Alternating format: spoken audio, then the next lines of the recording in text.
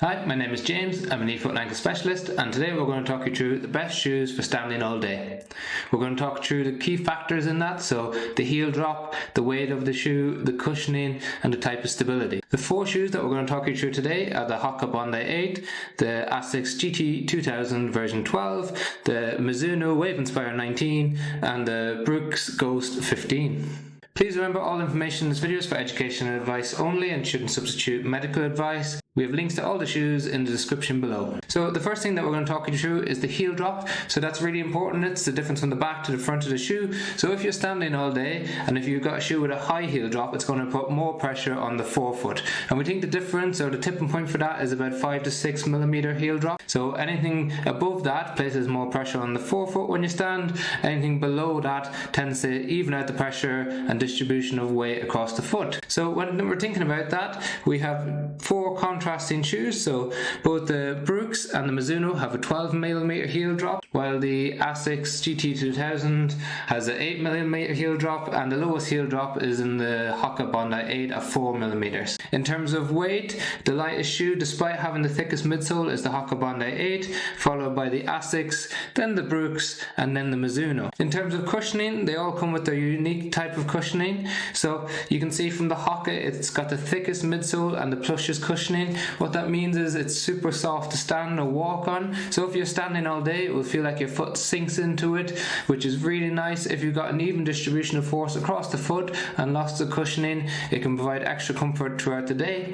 The only downside to having a really thick midsole is it can make your foot a little bit unstable. So if you tend to have innocuous trips or falls, it might not be the shoe for you.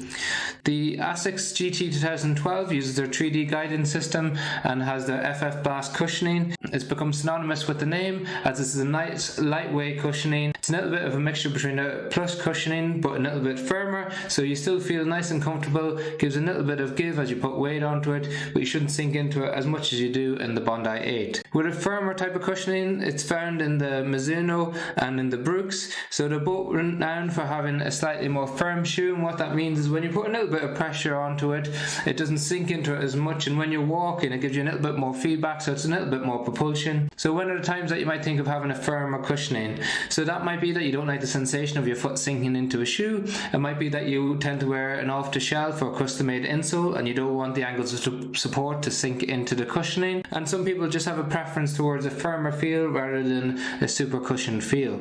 In terms of stability, they're all slightly different. So probably the most stable shoe out of all of these is the Wave Inspire 19. It tries to provide stability by having this wave underneath the midsole, and that tries to guide your foot as you walk through the gait cycle rather than having traditional medial posting, which is a tilt on the inside of the shoe to try and support the arch.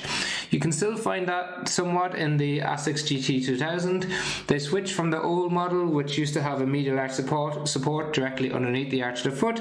Instead, they replaced it with a 3D guidance system, so that's with the heel bevel, a thicker midsole, a wider midsole, and a bit more support under the medial arch of the foot. So throughout the whole inner aspect of the foot rather than just underneath the arch. If you're looking for something that gives you neutral stability, then you're looking at the Brooks or at the Hoka.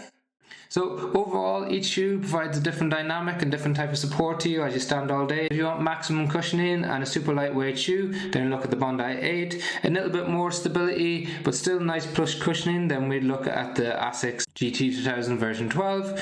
And if you want a lot of stability, then we look at the Mizuno. You compromise by having a little bit of extra weight, but has a nice firm cushioning underneath. And if you want probably what we call the most all-rounder shoe, then we look at the Brooks Ghost 15. If you got any questions, please leave them in the comment section below, and if you found the video helpful, please like and subscribe to the channel.